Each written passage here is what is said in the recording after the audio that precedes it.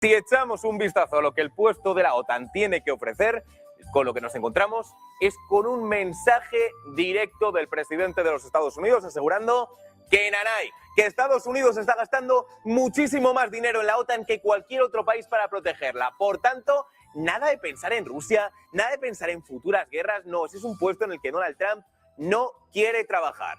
Pero ojo, porque los feriantes son personas con mucha picaresca. Y Rutte sabe cómo conquistar el corazón de Donald Trump. Planes taking off from European airbases. So that's about Iran. Now I want to take you, if you stay here, I go over to these boards here, because I want to show you what this president was able to achieve. And I start with this chart. This chart is about the Trump trillion. The Trump trillion shows you the increase Europeans and Canadians are paying into defense since you took office in 2017. Trump 45 plus Trump 47. Por tanto, la feria está montada.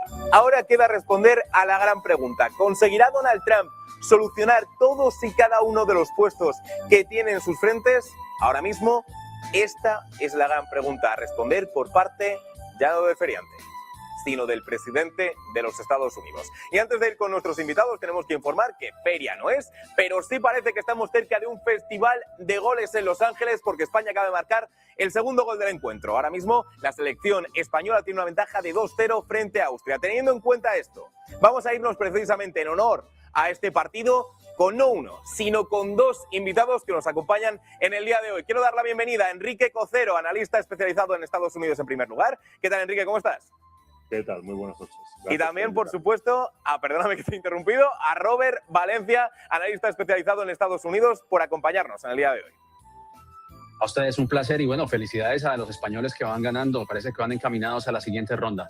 A ver qué tal. Yo en esto, y fíjate que soy madridista, pero partido a partido y minuto a minuto, que luego el Mundial se hace complicado. Vamos a centrarnos en un problema mundial que está afectando al presidente de los Estados Unidos, que por supuesto es este puesto del que hablábamos, que es la guerra en Irán. Porque Donald Trump se sigue refiriendo al conflicto como un conflicto que sigue sucediendo, que está ganando. Y precisamente, Enrique, quiero comenzar preguntándote con respecto a lo que hemos visto de cara a Qatar, donde hemos visto ya que las autoridades estadounidenses han regresado a casa y muchos se preguntan si ha sido de manos vacías, si han vuelto con manos vacías. ¿Crees que ha servido para algo estas negociaciones con Irán? Sí, Enrique, adelante.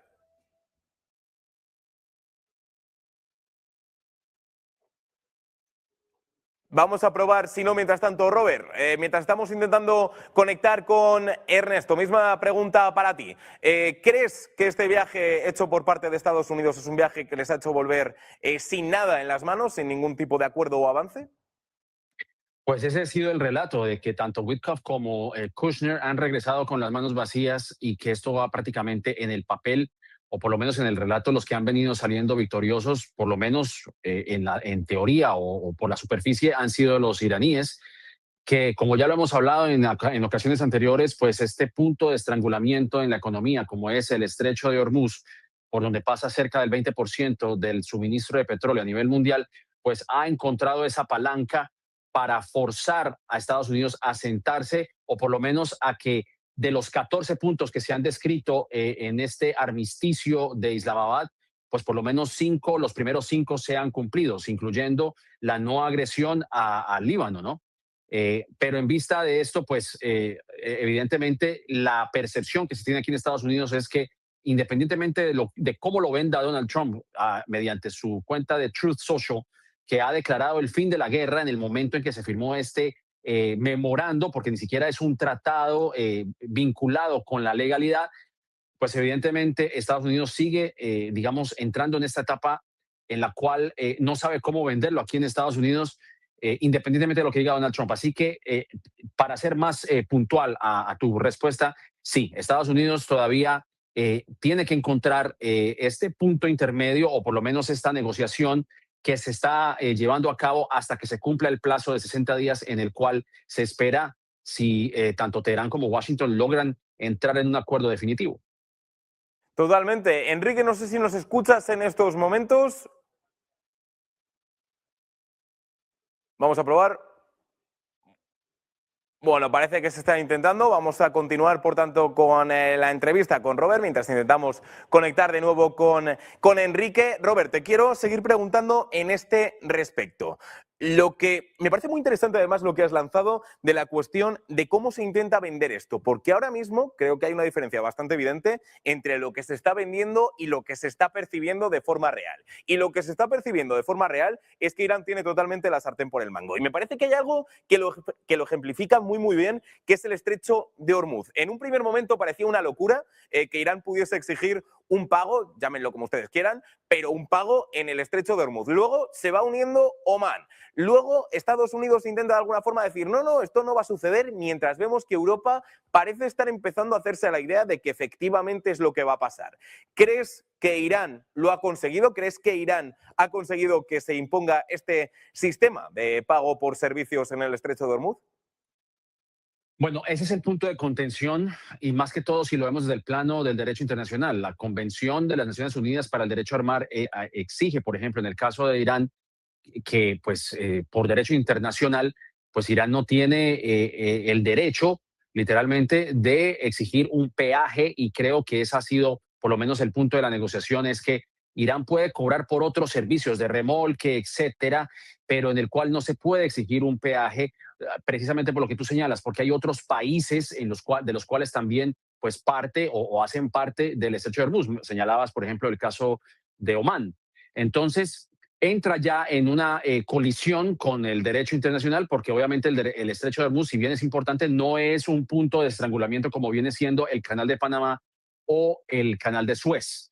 Entonces, ese es uno de los puntos en los cuales hay esta, digamos, esta tensión entre Irán y Estados Unidos, lo cual, pues sí, obviamente yo creo que abre ese interrogante, además de los otros puntos que también se han mencionado, la liberación de estos fondos congelados, algunos hablan de 6.000 millones, Teherán habla de 12.000 millones, en donde también incluso J.D. Vance ha dicho que ese dinero se va a utilizar para comprar alimentos o insumos estadounidenses, algo que niega también Teherán.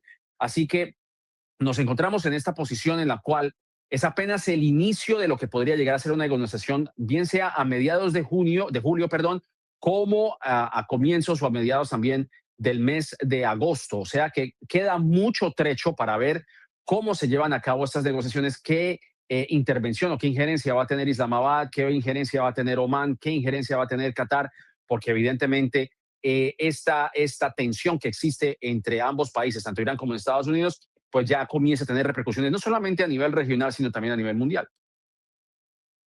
Precisamente te tengo que interrumpir en este momento, Robert, porque tenemos una última hora con respecto a Donald Trump que parece, bueno, que va a afectar bastante a la propia administración del presidente de los Estados Unidos. Ahora mismo vuelvo contigo, Robert. Según 5 fuentes, atención, familiarizadas con las conversaciones, la administración Trump está planeando un aumento en las operaciones de control migratorio en los lugares de trabajo, con la participación de varias agencias federales para determinar cómo incrementar el número de arrestos y apaciguar a la base de votantes del presidente. Funcionarios del gobierno afirman que las investigaciones penales han estado en curso y que cualquier medida coercitiva adicional se derivaría de dichas investigaciones. Un portavoz del Departamento de Seguridad Nacional declaró a CNN que se ha producido un aumento en las investigaciones penales dirigidas precisamente contra el fraude. Todo esto mientras, de nuevo, volviendo a Irán, Trump insiste en que las negociaciones, en que el conflicto está yendo perfectamente. As far as things are going, the denuclearization of Iran is moving along well. They've had very good meetings, and we'll see. We hit them very hard for 3 nights, as you know, but we're getting along very well. So I call it the denuclearization. And Claro, y es que de nuevo, Robert, tenemos esa impresión y Donald Trump sigue insistiendo en que las negociaciones van de maravilla. Tengo mucha curiosidad por ver qué va a decir en ese discurso del 4 de julio, que ya ha adelantado que iba a ser muy largo, veremos, porque según la planificación deberían ser solo 45 minutos, pero bueno, una cosa es lo que dice la planificación y otra la que dice Donald Trump. En este respecto, de nuevo, estamos hablando, y lo estabas comentando de hecho, de esa necesidad que tiene Donald Trump de vender este escenario de cara a las elecciones de medio mandato. Pero la cuestión es, para la ciudadanía estadounidense, ¿es realmente creíble estos argumentos por parte del presidente? Creo que la pregunta va dirigida a mí, creo que un espacio de tiempo. Sí, perdóname, ¿Podrías repetir Robert. la pregunta? Perdóname, Robert, Perdón, eso perdón. es. Va para ti. A ver, sí, evidentemente yo creo que Donald Trump, en vista de los efectos que ha tenido esta guerra sobre la economía de los estadounidenses que viven a diario, como vimos hace algunas semanas, precios del galón de gasolina, del galón de la gasolina por encima de los $4, incluso en áreas en donde se depende de sobremanera un automóvil, ¿no? Esto también ha ocasionado ciertos malestares. Con el aumento de la gasolina también viene el aumento de los productos de la canasta familiar, de los alimentos, de los productos básicos. Entonces, esto genera un malestar. De hecho, hace poco salió un reporte del departamento, o por lo menos de la Oficina de Estadísticas Laborales, que solamente se registraron 50,000 empleos, o un crecimiento de 50,000 empleos, más de la mitad de lo que se había proyectado. O sea que la economía sí ha sufrido un golpe fuerte con motivo de esta guerra, y ese es el punto de quiebre, o por lo menos la fuerza que ha adquirido a Irán en estas negociaciones, porque sabe que ha hecho daño a la economía. Y como tú bien señalas, en el momento en que ya se había dado por hecho esta firma electrónica que había puesto J.D. Vance con la presencia de Donald Trump, y que inmediatamente había declarado el fin de la guerra, pues todos sabíamos que eso no era así. Esto es lo que se conoce como un MOU, que es un memorando de entendimiento. Pero para las personas incautas, pues un MOU o un memorando es lo mismo que un tratado, y eso no es así. Es apenas el inicio de una conversación, es el inicio de estas negociaciones, en donde Irán ha prometido incluso no desarrollar ningún tipo de enriquecimiento de uranio, de que permitiría el ingreso de la Agencia de Energía Atómica, a algo que se había alcanzado incluso durante la administración de Barack Obama, cuando se había implementado estas medidas con el fin de controlar precisamente la producción de armamento nuclear de parte de Irán, pero que al parecer ahora Donald Trump incluso contempla, o por lo menos se contempla esa idea. Es decir, porque hay que reconocer que Donald Trump eliminó ese plan que había creado la administración de Barack Obama, junto con algunos países de la Unión Europea, para el control del desarrollo de uranio, o del enriquecimiento de uranio de parte de Irán. Ahora, evidentemente lo que trata de hacer Donald Trump internamente, y evidentemente siendo el presidente, pues los medios de comunicación replican lo que dice el presidente, lo dan como un hecho, pero evidentemente sobre el papel, una cosa es lo que diga el presidente y otra cosa también lo que se esté negociando. Teherán también, en su propósito, también hace, digamos, su propio relato dentro de las fronteras iraníes, y aquí ocurre exactamente lo mismo, pero las pruebas sostienen totalmente lo contrario. Seguimos en esa tensión en donde las partes parecen no parecen estar en acuerdo por el momento, y eso yo creo que, como vuelvo y enfatizo, será clave cualquier tipo de conversación que se desarrolle antes o durante el tiempo en que ya este memorando de entendimiento comience a expirar en un lapso de 60 días, que ya, si contamos los 60 días desde el momento en que se firmó, estaríamos hablando ya del mes de agosto. Es que esa es la cuestión, que las fechas se acercan, que estaríamos hablando de agosto, no está muy lejos de noviembre. Al final tenemos este tira y afloja de las distintas negociaciones. Un tira y afloja que estoy seguro que hasta cierto punto le conviene a Donald Trump, pero que a quien le conviene seguro es a otro hombre que tiene elecciones dentro de muy poco, que es Benjamin Netanyahu. Es ahora mismo uno de los grandes factores que parece que está impidiendo que se pueda llegar a ese acuerdo de paz definitivo entre Irán y Estados Unidos, porque hoy sabíamos que el Líbano había pedido una especie de calendario para garantizar la retirada israelí. Y sin embargo, lo que estamos viendo son ataques por parte de Israel, precisamente en zonas donde se había establecido ese alto el fuego. Podemos decir ya, Robert, teniendo en cuenta todos estos acontecimientos, que hasta cierto punto Israel ya está lanzando un desafío directo a Estados Unidos. Ese es uno de los puntos que ha sido también de gran tensión entre la administración de Donald Trump y Benjamin Netanyahu, según informes que ha realizado el medio de comunicación Axios, en el cual se había señalado que hace algunas semanas hubo una fuerte conversación entre ambos mandatarios, incluso Donald Trump saliéndose de casillas y criticando a Benjamin Netanyahu, tratándolo incluso de loco, que esa ha sido la persona o el mandatario, en el caso del mandatario israelí, que ha sido prácticamente la piedra en el zapato de estas negociaciones, lo tachó de loco, dijo que prácticamente el mundo odiaba a Israel por culpa de Benjamín Netanyahu, y que ha sido, como lo menciono, esa espina en el costado de la administración de Donald Trump, por lo que no ha logrado alcanzar ese acuerdo con Irán, porque de esos 14 puntos a los cuales hago mención, uno de esos puntos es el de no atacar al Líbano, pero hemos visto que cuando hay algún avance entre Washington y Teherán, Israel lanza ataques contra el Líbano y otra vez volvemos a cero nuevamente, ¿no? Se reinicia estas conversaciones, se reinician los ataques, como hemos visto de parte de Irán y de parte de Estados Unidos, y cualquier avance, cualquier paso adelante es como que volvemos a retroceder en esas negociaciones. Y eso es lo que le ha molestado a Donald Trump, aunque él niega el tono en el cual se llevó a cabo esa conversación, pero indudablemente lo que también señalan algunas personas cercanas a Donald Trump es que existe un descontento de parte de la Casa Blanca en la manera en la que Israel ha venido manejando esta situación. Porque si bien también hay que señalar, si me permiten ustedes también, es que esta injerencia, o por lo menos estas movidas que ha venido haciendo Israel, las ha tratado de hacer desde hace muchísimo tiempo. Incluso Hillary Clinton, quien fue secretaria de Estado durante la administración de Barack Obama, había dicho que Benjamín Netanyahu estaba buscando arrastrar a Estados Unidos a este conflicto, y que en este caso el único que le prestó atención fue Donald Trump.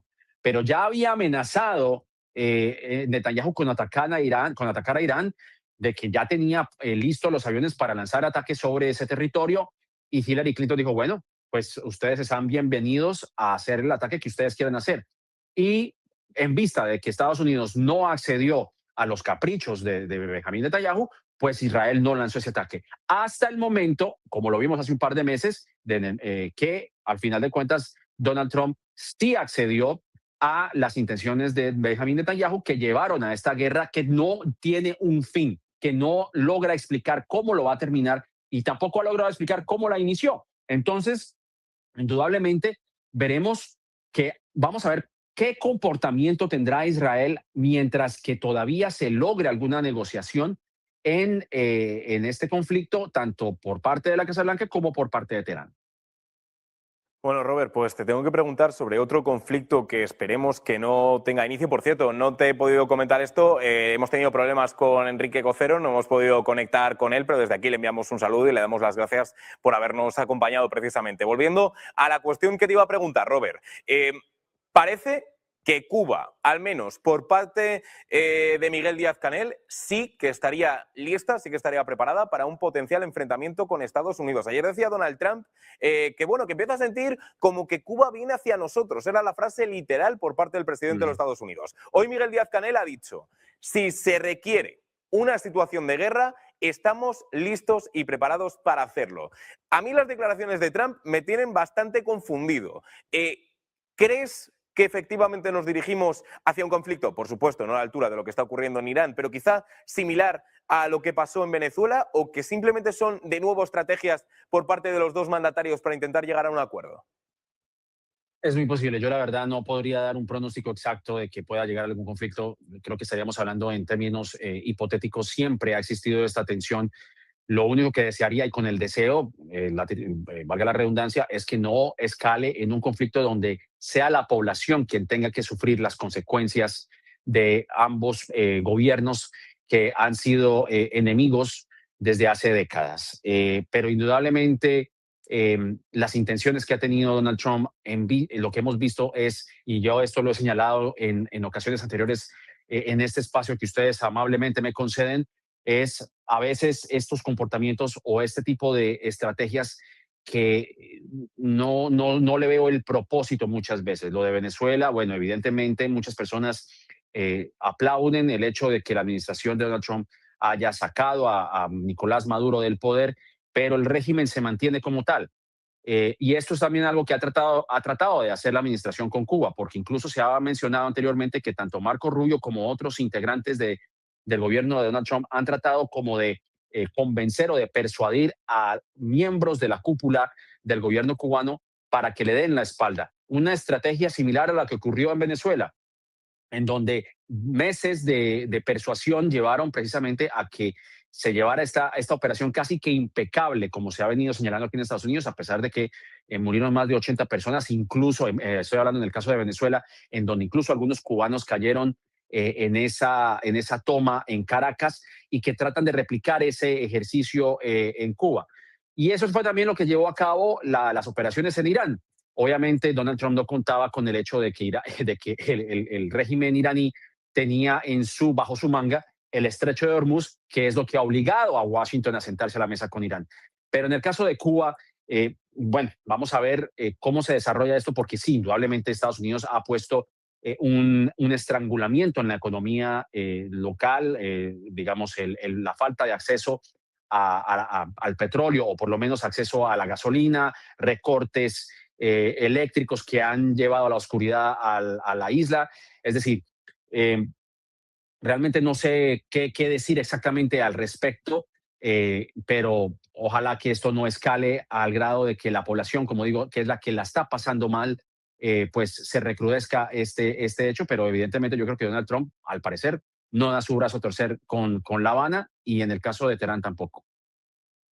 A ver, nos quedan apenas unos minutos, pero quiero hacerte una pregunta con respecto ya no a lo que nos espera en estos momentos, sino a lo que nos espera la semana que viene, porque este fin de semana es el fin de semana del 4 de julio, pero después de esto nos tenemos que ir a Turquía para esa cumbre de la OTAN, en la que precisamente hay muchas miradas puestas de cara a lo que pueda hacer Donald Trump, precisamente, sobre todo con el conflicto en Ucrania en mente. Hemos visto la multitud, de hecho, de propuestas por parte del propio Mark Rutte para intentar convencer a Donald Trump, y sobre todo para intentar convencer, te diría, a la propia OTAN, de que la OTAN está unida, todo pese a estas tensiones. ¿Cómo ves y cómo valoras esta cumbre que va a comenzar la semana que viene en Ankara? Realmente es una cumbre en la cual Europa va a tener que demostrar si se puede defender a sí mismo. Yo no sé si Europa ve a Donald Trump como, o por lo menos a Estados Unidos bajo la administración de Donald Trump en estos próximos 3 años, la vea como, o se ve a Estados Unidos como un aliado confiable, en vista de todo lo que ha venido realizando Donald Trump desde el hecho de esa pretensión de hacerse a Groenlandia, como las críticas que le ha hecho precisamente a España, por ejemplo, el de no utilizar las bases de la OTAN para operaciones que se hagan hacia Irán, el hecho de que muchos de los países, bueno, eso es crítica que ha hecho Estados Unidos, de que muchos de los países de Europa que son miembros de la OTAN no han incrementado, digamos, los gastos hacia este tratado, más del 5%, y el hecho de que pues Estados Unidos ha criticado a Europa o a este organismo por no ingresar en la guerra que ha llevado a cabo en Irán, y que incluso ha llevado a que algunos países europeos negocien aparte de los Estados Unidos. Eso habla también mucho del poco tacto que ha tenido la administración de Donald Trump frente a sus aliados más importantes, históricamente hablando. O sea que yo creo que más que todo lo que se va a ver es si Europa puede defenderse de Rusia, y qué futuro le espera también a este conflicto entre Ucrania y Rusia, que prácticamente se ha venido olvidando a comparación de lo que hemos analizado con Irán, pero en donde todavía siguen los ataques, en donde Ucrania no cede un centímetro en sus ataques. Lo mismo pasa con Rusia. Así que yo creo que la cumbre va a ser, bien sea para animar o reavivar esas tensiones entre Washington y Bruselas, o si realmente Europa tiene que empezar a encaminarse a ver cómo puede lograr defenderse de estos poderes que prácticamente pues han venido, digamos, implementando sus propias agendas, en el caso de Moscú, en el caso de Washington, pero indudablemente con el tema de Irán y con el tema de Ucrania, pues creo que van a haber grandes tensiones en Ankara. ¿De dónde llevan esas tensiones? Precisamente en un momento en el que, lo estabas comentando, Robert, que está lleno de tensión precisamente entre Estados Unidos y los que eran sus aliados, al menos históricos, dentro de la propia alianza. Robert Valencia, analista especializado en Estados Unidos, muchísimas gracias por acompañarnos en el día de hoy. Te envío un abrazo fuerte. Igualmente, y nuevamente, felicidades a España, que parece que... ¿Cuánto van? ¿2-0 todavía? Bueno, pues de hecho, mira, te lo voy a decir justo porque Oyarzábal acaba de marcar el tercer gol, por tanto, parece que está ya casi hecho, veremos. Bueno, la Furia Roja. Ahí un saludo está. A todos. Muchísimas gracias, Robert, un abrazo. Adiós. Adiós. Hasta luego. Bueno, pues sí, ya hemos comentado precisamente cómo ha llegado ya ese